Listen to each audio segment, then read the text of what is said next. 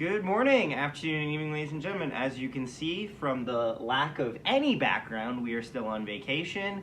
And I just wanted to talk about the Olympics because I know we didn't really cover it or get the chance to really go through any games during the Olympics, and especially at the time, of course, the hockey portions of it, men's and women's. We just kind of wanted to review it now.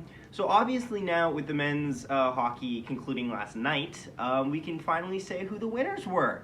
So for the women's event, Canada beat USA in the gold medal game, and then also Finland captured bronze, I believe, over China. I think I actually might have seen that, which was very impressive. Honestly, if you're Finland, this has probably been one of your best Olympics in terms of the hockey portions of it. And then, of course, the men's event, Finland beat ROC last night, and Slovakia celebrated their first Olympic medal. So that's great. So honestly, talking about the female... Olympic medal in hockey, that is. Yes, Olympic medal in hockey, obviously. Let's go through the female portion of it first, because the female portion was kind of the more business-as-usual portion of it. Going in, we kind of knew what we were going to get. At the end of the day, it usually boils down to either Canada or USA. However, there was plenty of other teams to watch during the round-robin portion, especially against other opponents. Mainly not when they're playing Canada or USA. There's still a bit of a gap in terms of world talent there, and that's something that's going to take some more time, honestly. I'd say maybe 4 Winter Olympics down the line, maybe you'll have a third country kind of eke into that spot, but it's a little ways away. Obviously, the story going in, though, was Canada trying to pretty much come back from losing in the last Olympics against the US, and they actually had pretty much got a pretty good string of wins going into the Olympics against the Americans.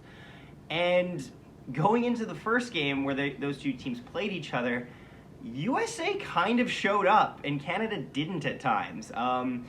USA would get almost a combined total of 40 shots on net, and still somehow Canada would eke away with a 4-2 win, I believe, which is impressive to be that successful under pressure, but would kind of just give more insight into the rematch, which would be in the gold medal game.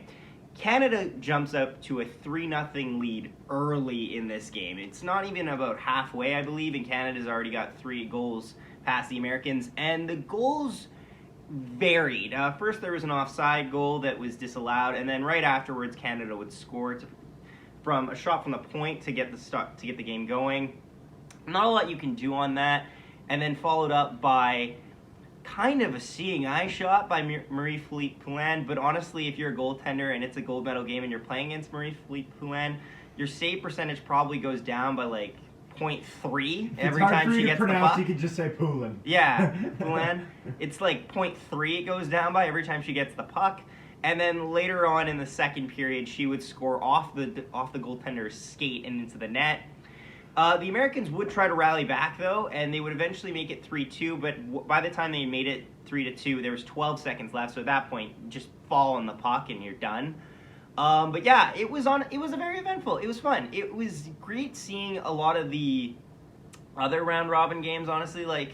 I liked watching China, Finland, those types of countries don't get enough appreciation in women's hockey. They're not obviously at the elite level that Canada and USA are at, but obviously seeing them compete, it's always interesting to see the dynamics and the identities of those teams. So it was definitely great.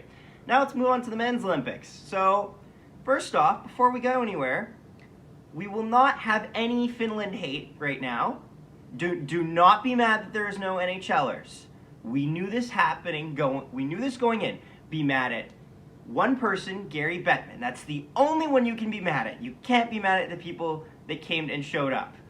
And honestly, it's kind of interesting because Canadians, and mostly Canadians, can sit back and be like, well, we would have got a medal if we were able to send NHLers there. Yeah, probably, but it doesn't matter.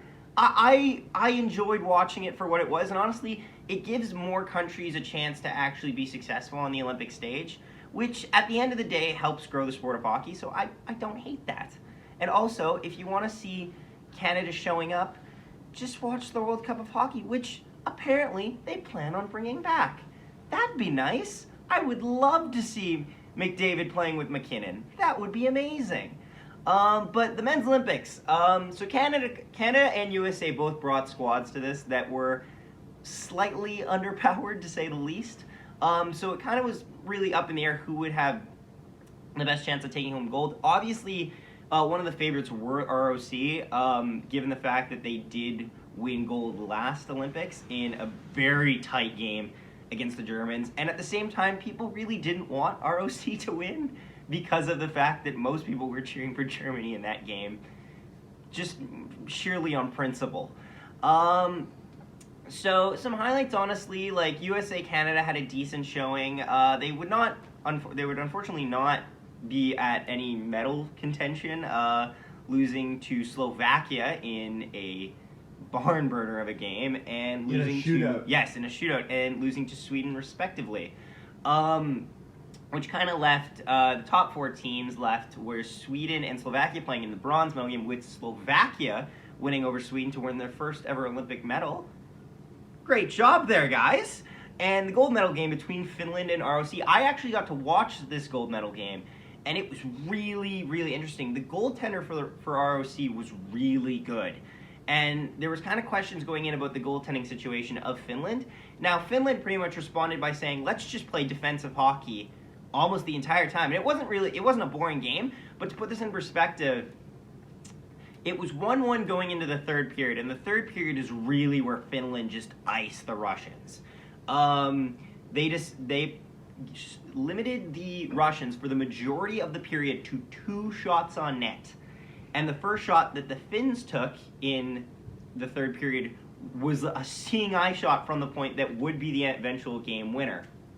And honestly, at the end, just watching the Finns just stifle every single Russian advance, it was quite shocking, honestly, and it was such a contrast to the last Olympics where we had, where the Germans were just trying to hang on against a Russian wave that even shorthanded would end up tying the game.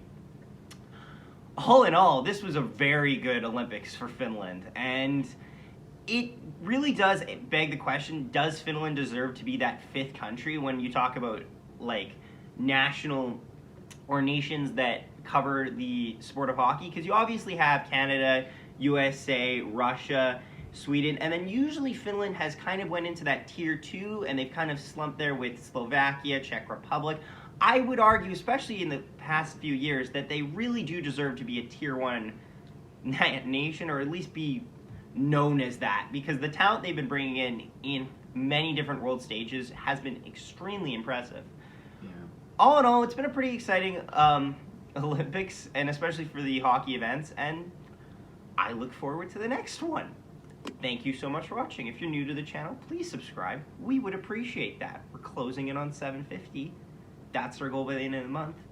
It'd be nice. Also, if there's like people from other countries, we probably don't know you yet, so that'd be cool. Like, that's pretty cool. Yeah, leave a like. Thanks for watching. See you next time. Connor, the old special top for Connor.